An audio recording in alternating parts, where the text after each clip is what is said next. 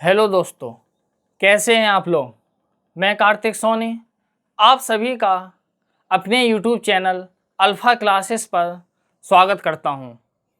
आज से हम लोग क्लास 10th की साइंस स्टार्ट करने वाले हैं, जिसमें आज हमारी पहली क्लास है और आज पहली क्लास में इंट्रो क्लास होने वाली है, जिसमें हम लोग साइंस के बारे में कुछ बेसिक जानकारी देखेंगे। सबसे पहले देखेंगे आखिर साइंस शब्द आया कहाँ से है। देखते हैं।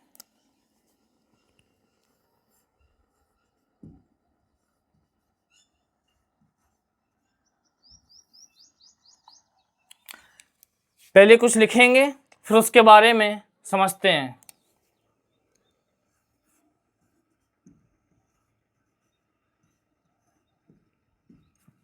साइंस शब्द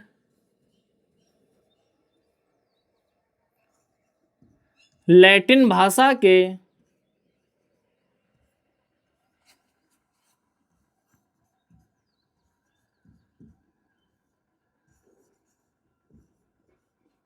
सिंटिया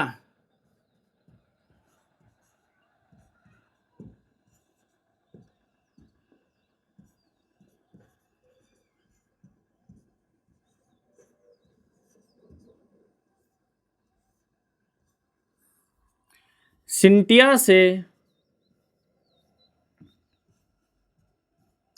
लिया गया है,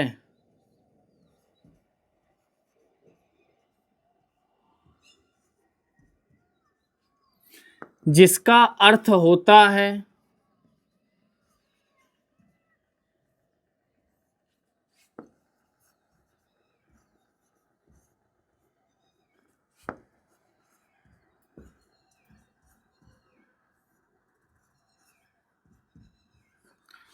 टू नो,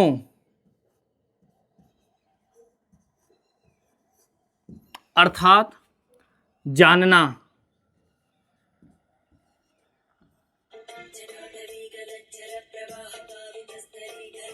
या नॉलेज,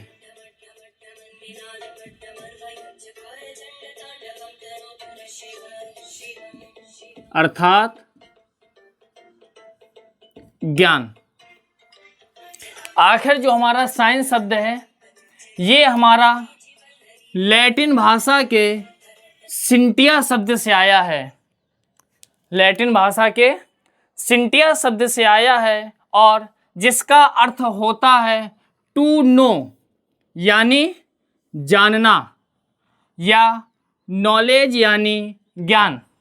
साइंस कोई भी सब्जेक्ट हो, चाहे हम फिजिक्स पढ़ें, भौतिक विज्ञान, या केमिस्ट्री रसायन विज्ञान, या बायोलॉजी जीव विज्ञान, उसके बारे में हम लोग क्या करते हैं, जानकारी हासिल करते हैं और ज्ञान हासिल करते हैं, उसके बारे में हम लोग सीखते हैं। यही हमारा सिंटिया शब्द का अर्थ है। इसके आगे जब हम लोग क्लासों में पढ़ते हैं, टीचर्स आते हैं, अचानक खड़ा कर देते हैं, बेटा खड़े हो जाओ, साइंस की परिभाषा बताओ। और बहुत बार ऐसा होता है हमको साइंस की परिभाषा नहीं आती है। क्लासों में टीचर्स भी पढ़ाते टाइम अक्सर इस बात पर ध्यान नहीं देते हैं कि बच्चों को साइंस की परिभाषा बताई जाए। तो आज हम लोग साइंस की परिभाषा देखने वाले हैं और उसका अर्थ देखेंगे। आखिर साइंस की परिभाषा कहती क्या है, देखते हैं। विज्ञान की परिभाषा।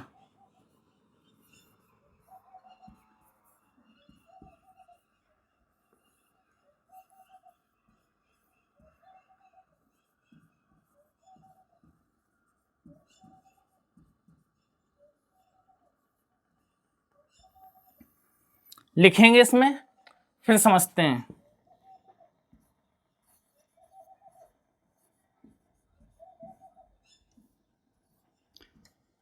किसी विषय के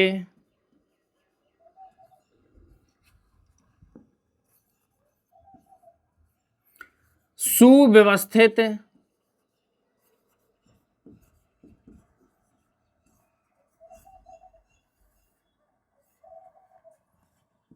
सुसंगठित,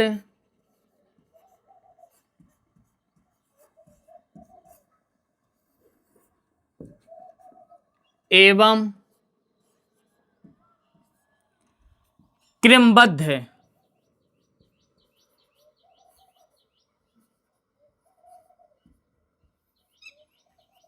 अध्ययन को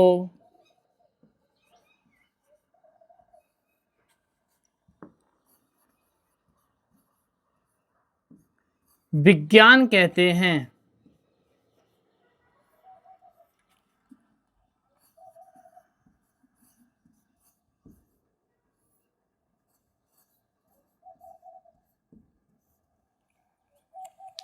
विज्ञान की परिभाषा कह रही है किसी भी विषय, कोई भी विषय हो, जरूरी नहीं हम विज्ञान पढ़ रहे हैं तो केवल फिजिक्स, भौतिक विज्ञान या केमिस्ट्री या बायोलॉजी की बात हो।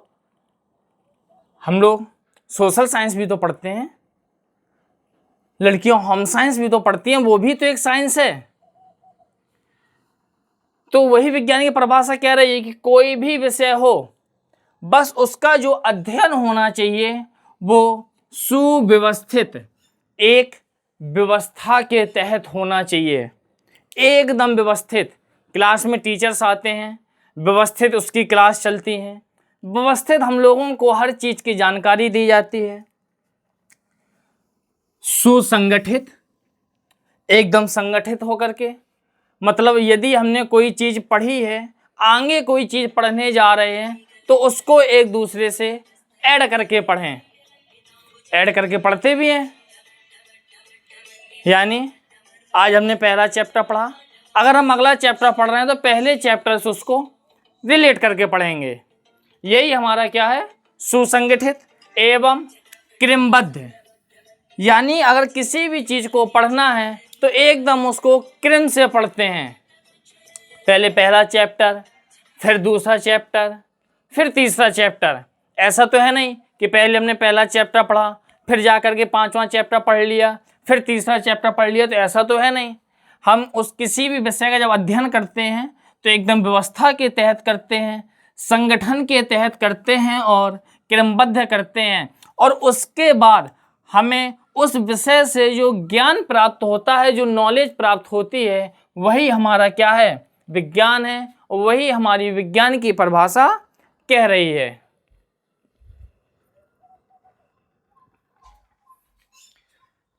अब हम लोगों को विज्ञान के अंतर्गत क्या क्या पढ़ना है उसको देखेंगे। हम लोगों को विज्ञान के अंतर्गत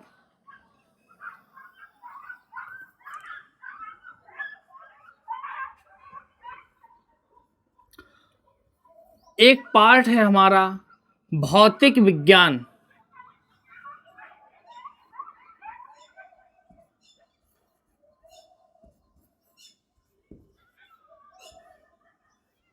इसको पढ़ना है। दूसरा पार्ट है हमारा रसायन विज्ञान।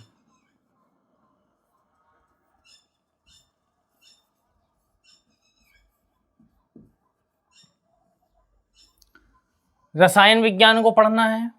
और तीसरा पार्ट है हमारा जीव विज्ञान,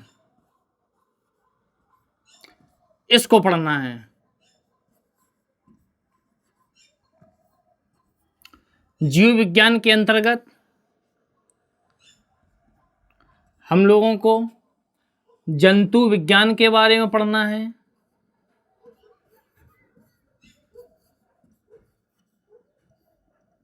और वनस्पति विज्ञान के बारे में पढ़ना है।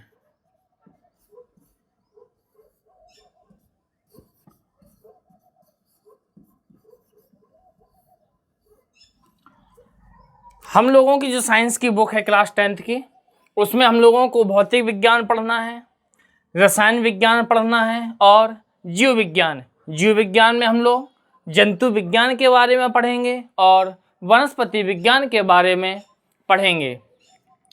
भौतिक विज्ञान के अंतर्गत किन चीज़ों का अध्ययन किया जाता है, तो जो हमारा भौतिक विज्ञान है इसके अंतर्गत हम लोग प्रकृति और प्रकृति में घटने वाली घटनाओं के बारे में अध्ययन करते हैं।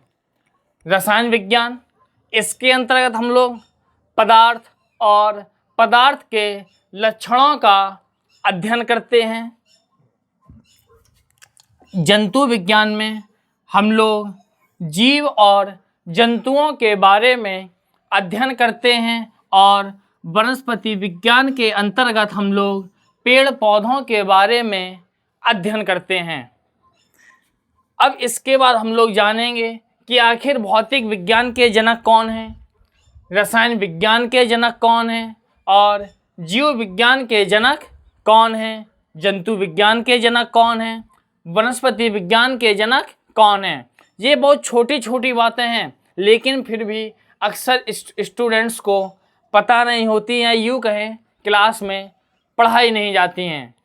तो आज देखेंगे इनके जनक कौन कौन हैं। तो जो हमारे भौतिक विज्ञान के जनक हैं,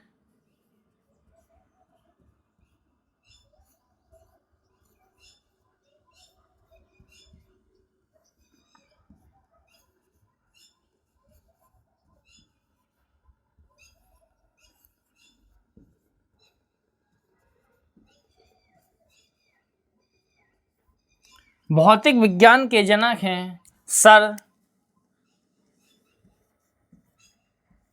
आइजैक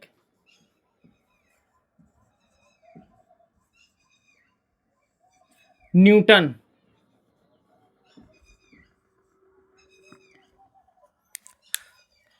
आधुनिक भौतिक विज्ञान के जनक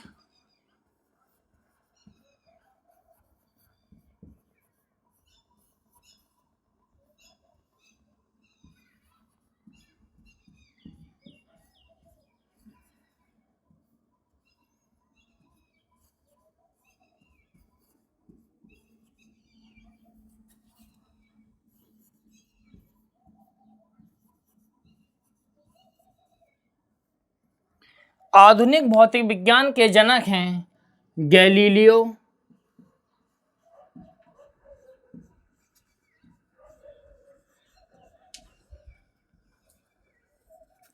गैलीली,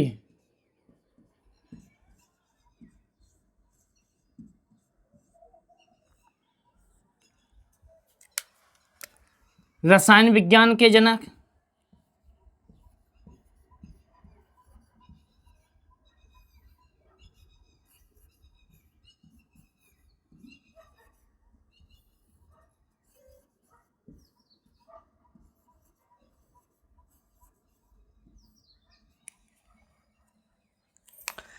रसायन विज्ञान के जनक हैं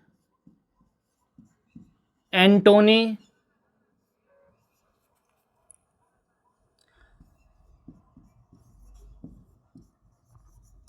लावेजियर, या इसको यूं कहें एंटोनी लेवोजियर। हमारे जंतु विज्ञान के जनक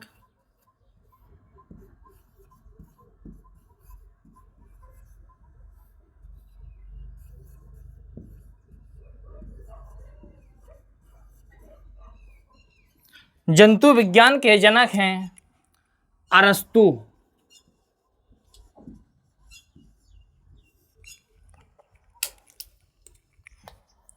और वनस्पति विज्ञान के जनक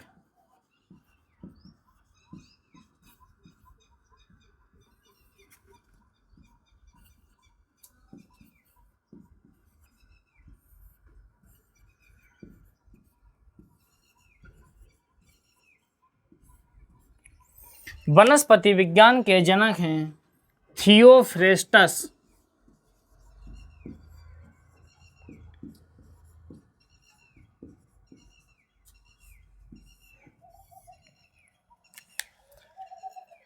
हमारे भौतिक विज्ञान के जनक हैं सर आइजैक न्यूटन। आधुनिक भौतिक विज्ञान के जनक हैं गैलीलियो गैलीली। रसायन विज्ञान के जनक हैं एंटोनी लेवोजियर। जंतु विज्ञान के जनक हैं अरस्तु और वनस्पति विज्ञान के जनक हैं थियोफ्रेस्टस।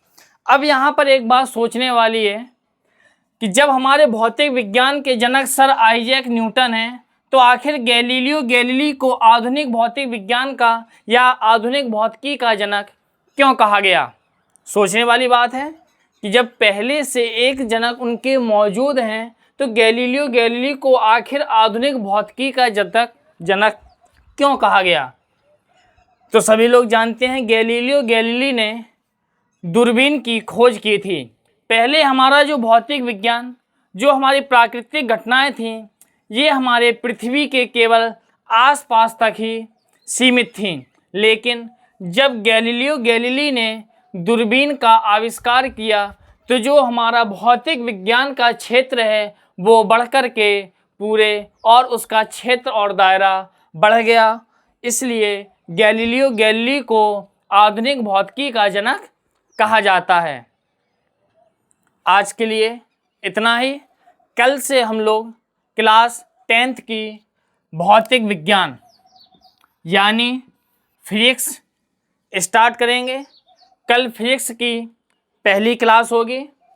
हम लोग एकदम प्रॉपर तरीके से अपने सिलेबस को टारगेट करते हुए, बिल्कुल छोटे से छोटे पॉइंट को देखते हुए, शुरू से लेकर के जितना सिलेबस में होगा बिल्कुल डीप में जा कर के और चीज़ों को एक दूसरे से जोड़ते हुए, फिजिक्स है, विज्ञान है, बिल्कुल रियल लाइफ घटनाओं से, हमने पहले ही कहा जो हमारा भौतिक विज्ञान है इसके अंतर्गत प्राकृतिक घटनाओं का अध्ययन किया जाता है।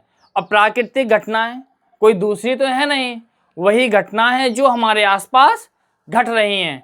तो हम लोग इसके अंतर्गत कल अध्ययन करेंगे और बिल्कुल प्रैक्टिकली चीज़ों को जोड़ते हुए एक दूसरे से पढ़ेंगे। यदि वीडियो पसंद आए तो अपने दोस्तों के साथ उसको शेयर अवश्य करें। धन्यवाद।